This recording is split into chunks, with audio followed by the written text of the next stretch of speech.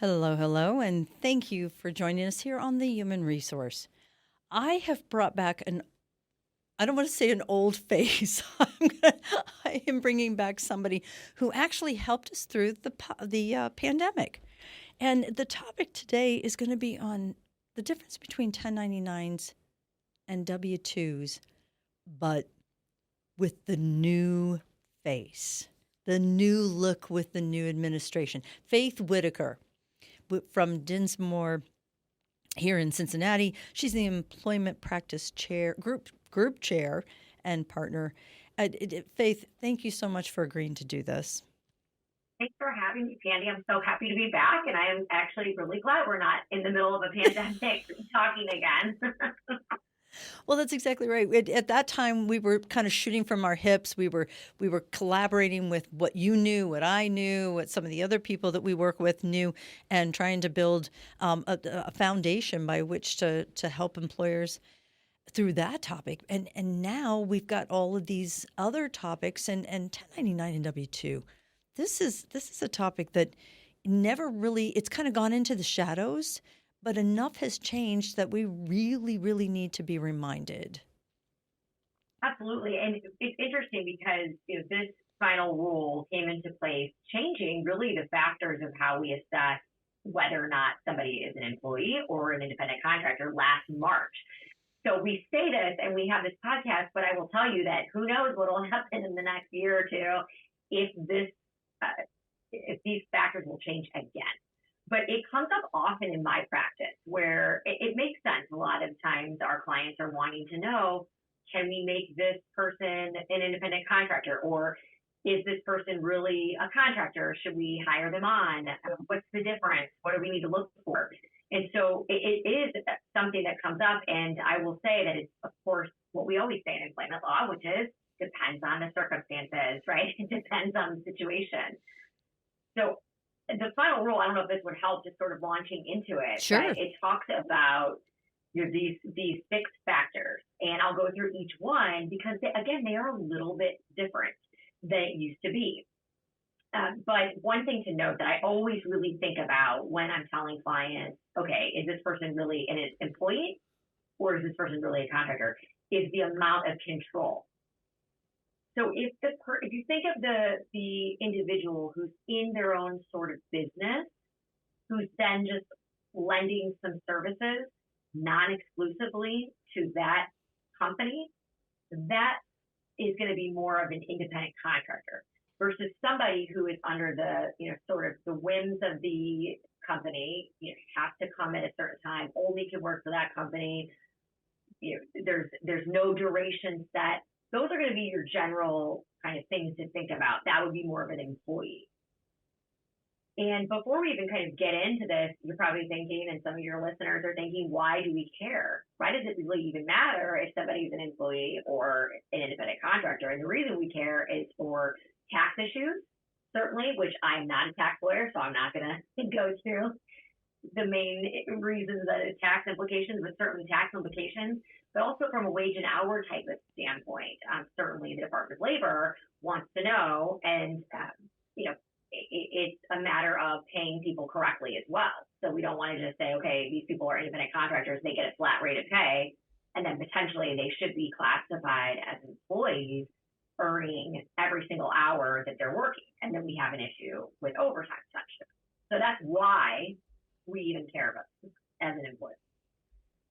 So the common themes that we look at is the exercise of independent judgment. So like I said, is this person can kind of come and go as he or she they please? What kind of judgment do they need to use for this job? The attempt at marketing themselves. Marketing was a sort of a more unique focus that hadn't come up before in the other standards. But does this person have the ability to market? Or is it really just they're relying on a company to market the services? A non-exclusive working relationship. I'll mention this again. This independent contractor can work with any other company. Now, there might be, of course, a confidentiality agreement that you would make sure that you want your contractors to have in place. They're not sharing your trade secrets to the extent that they have it, but usually you don't have a non-compete with an independent contractor because, again, that's going to be more of an employee because of their control. and then the ability to set their own schedule. So instead of, the client sets it, it's yeah, I'm going to come in here when I come and go. Now these again are just sort of common themes, because sometimes you will have a situation where the person's still a contractor, but they have to come at a certain time because that's when the work needs to be done. Again, everything is circumstantial, of course, in everything we do. Before I go on, Pandy, is there anything you want me to stop, or want to continue on with the factors? No, I think you're on a roll here. I'm thrilled Okay. that you brought up the overtime aspect of it, because quite frankly, that's when most of the situations I've been involved in have come up, because someone has been working all these hours and all of a sudden they look around and go, wait a minute, I probably should have been getting overtime. And wait a minute, why am I not in a 401k? Why am I not getting employee benefits? Yes, the benefits, exactly. And to me, that's all sort of the tax piece. But yes, you're right, benefits too. So that could be a whole other violation and penalties if we're not, complying with those things. Okay, so the new factors, there's 6 of them. The first one is opportunity for profit or loss depending on managerial skill. So this one's sort of, again, it's a new one that hadn't been articulated this way, but it's essentially, can this individual negotiate the pay, the pricing? Can this individual market themselves, or is that all at the whim of the company? And it's really, when you dig down into the new guidance, it's best practices is the more agency that the individual has, the more likely that they're actually a contractor versus an employee. Makes sense. So it goes to that control a little bit. And stop there, because I want our listeners to think about this. Listen very closely to what she just said. How many of you are bringing in independent contractors and you're telling them what you're going to pay them, or you're telling them this is what you can expect, or record your hours and we'll pay you this amount an hour? That is not a negotiation. And I had one group who actually, I told them, I said, I want the price lists of all the independent contractors you're working with. I want to know what they're offering, the different services, and I want to see what they're offering in terms of you and every other client that they're working with. And they were taken back. Oh, we can't ask them that. Oh, I think they can, can't they, Faith? We should, because you're exactly right. That's such great advice. Because again, you're looking at it, is this individual sort of in a business entity of their own that they're servicing their work at? And do they market themselves? Do they price themselves? Do they do these things?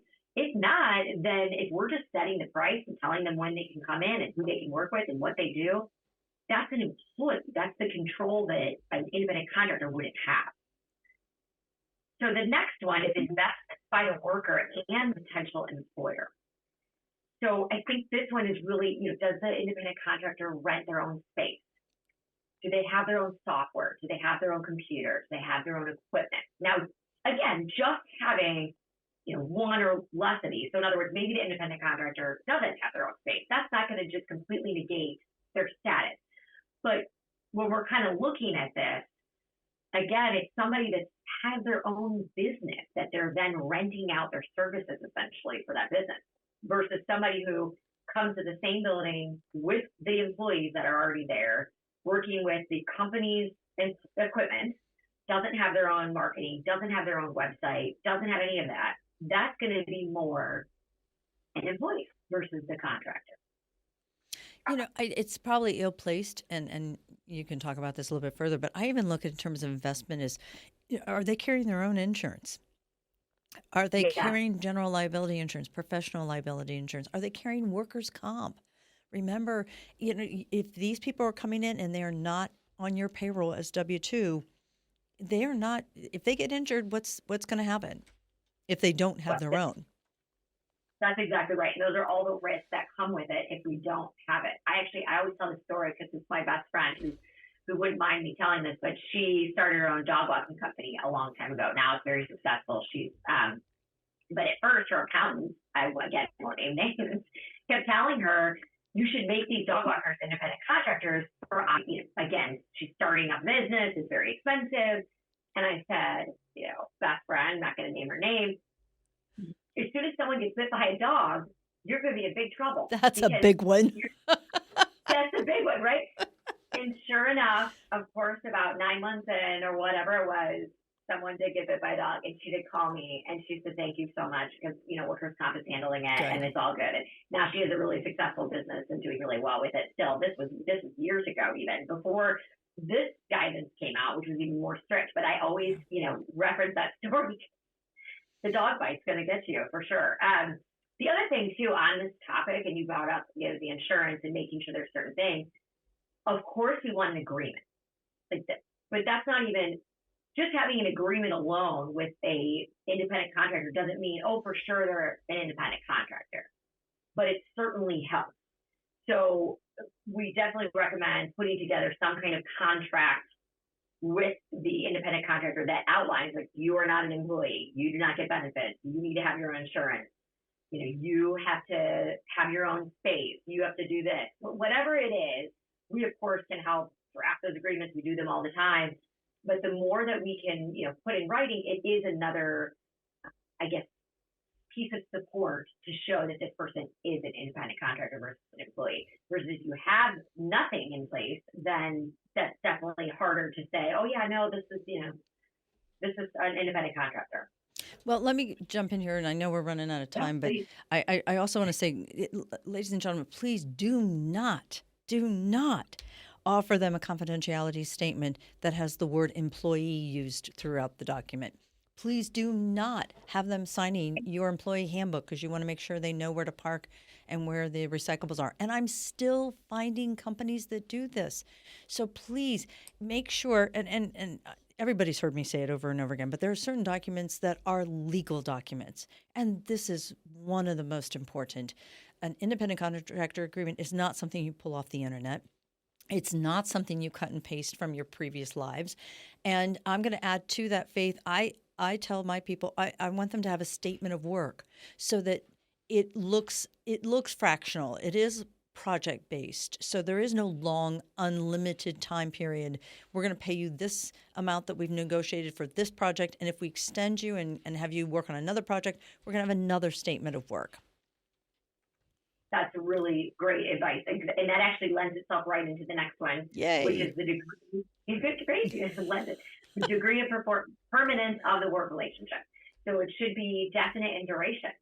Even if you don't really know, you can say, the project is anticipated to be 6 months. We will re-look at this upon 6 months, or whatever it is. Non-exclusive, project-based. I mean, that's what we want. We don't want just somebody who's working for, a company for 3 years doing the same thing. That, to me, is an employee, not an independent contractor. The other thing, too, is the ability to be able to turn down the work. So this is person in business, and if they don't have time because they're doing another project, that's going to lend itself to be, again, a non-exclusive relationship, which is great for classifying as an independent contractor. The fourth one is in nature and degree of control. I feel like that speaks for itself, and we've kind of talked about it already, but it's really how the work is done. Can they control pricing? Can they have a say in marketing? How, that kind of control, which makes sense. The next one is extent to which the work performed is an integral part of the potential employer's business. Now, this is a new one. Yeah, elaborate on that one. Yes, I know. Wait, what?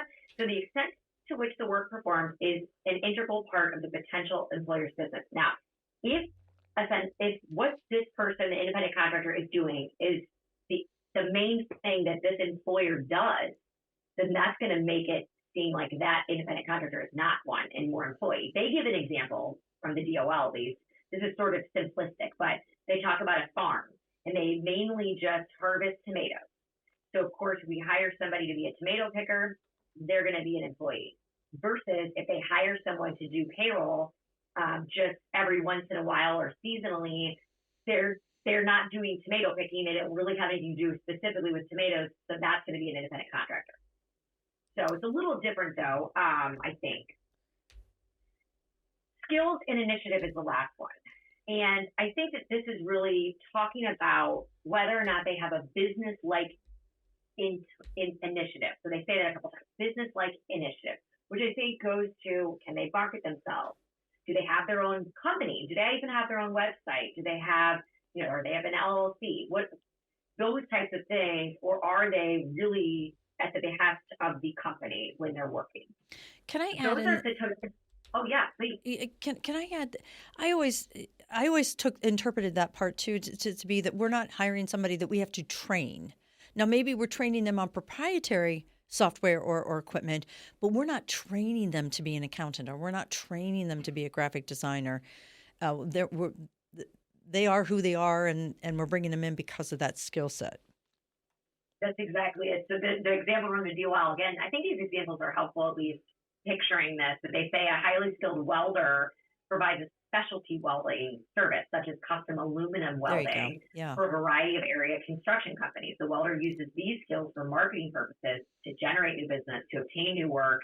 And those facts show that that skill is sort of a separate business-like initiative that would make that person not an employee. So all these, again, are a totality of circumstances. Not one is going to outweigh the other necessarily. It really depends on what's going on. Now, the case law is going to be, if you look at even recent years, it's really about the control and the duration of employment. I think those are the main ones that are going to classify folks as employees. Faith, that is so important. And more companies than not have a 1099. They just kind of forget about them, and because the person's been there so long, I guess we are paying them differently. Two more words of warning. Please remember, listeners, no working interviews. You don't bring a new hire in as a 1099 just to see if they fit. That's not going to fit within her 6 initiatives here. And second of all, if you have any questions, please ask. Get a hold of Faith or your labor law attorney. Remember, not your tax attorney, your labor law attorney, and go over some of these points, because you don't want to be caught at the end and have to explain why. It's just trust me, I've seen a company go out of business for this. Faith, thank you so very, very much. How can they reach out to you? I'm on Dinsmore and Shohl's website, Faith Whitaker, and it's faith.whitaker@dinsmore.com if you want to email me. And I appreciate it so much, Pandy, and look forward to hopefully being on another show at another time with, I'm sure, what will be a very interesting season of employment law. I am telling you that as with things changing, we're going to need people like you on the show much more often. Listeners, please send in your questions. That's why we're here. And we love helping you in every way possible here at The Human Resource.